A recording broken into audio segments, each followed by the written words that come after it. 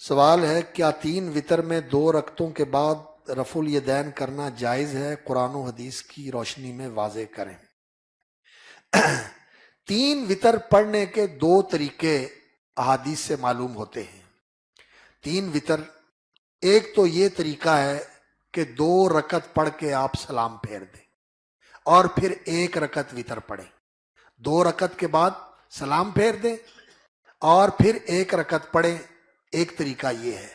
تو اگر دوسری رکعت کے بعد آپ نے تشہد پڑھ کے سلام پھیر دیا تو آپ نے 1 رکعت پڑھنی ہے۔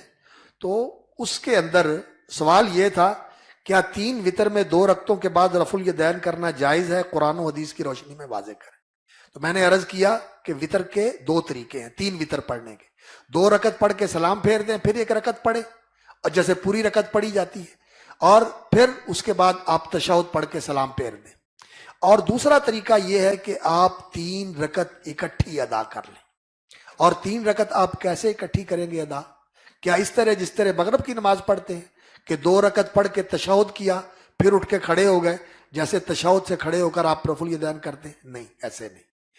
نبی صلی اللہ علیہ وسلم سے ایک حدیث میں منقول ہے، آپ نے فرمایا کہ رات کا وتر مغرب کی نماز کے مشابہ نہ کرو۔ رات کا وتر مغرب کی نماز کے مشابہ نہ کرو۔ تو مغرب کی نماز کے اندر 2 رکعت کے بعد تشہد کیا جاتا ہے اور تشہد سے کھڑے ہو کے آپ رفع الیدین کرتے ہیں۔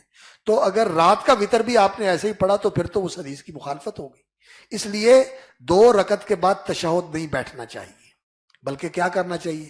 2 رکعت پڑھی اور اس کے بعد تیسری کے لیے سیدھے تشہد بیٹھے بغیر کھڑے ہو گئے۔ تشہد بیٹھے بغیر تیسری رکعت کے لیے کھڑے ہو گئے۔ تو جب آپ بیٹھے نہیں ہیں تو پھر آپ نے رفع الیدین بھی نہیں کرنا، تو 3 رکعتیں پڑھ لیں وتر کی اس طرح۔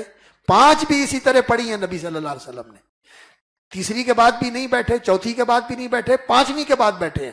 ایک ہی تشہد کیا ہے 5ویں رکعت کے اوپر نبی صلی اللہ علیہ وسلم نے، اور 7 رکعتیں بھی نبی صلی اللہ علیہ وسلم نے ایسے بھی پڑھی ہیں، اکٹھی آپ صلی اللہ علیہ وسلم نے 7 رکعتیں پڑھ دی۔